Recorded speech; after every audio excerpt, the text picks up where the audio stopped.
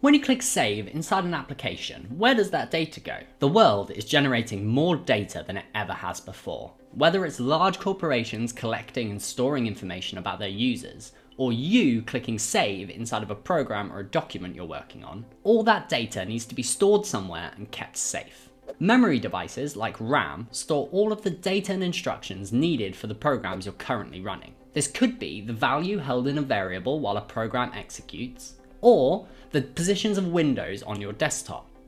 Memory devices are fast and efficient, but they're not designed for long-term storage. If you want to store data more permanently, you'll need to choose a secondary storage device, and there are a number of options available to you. You could use a hard drive, or a DVD, or even a USB memory stick. You need to be able to select the right storage device to meet your needs. Where are the instructions needed to start up your computer stored? And when you save something to the cloud, where does it go? Read on to find out.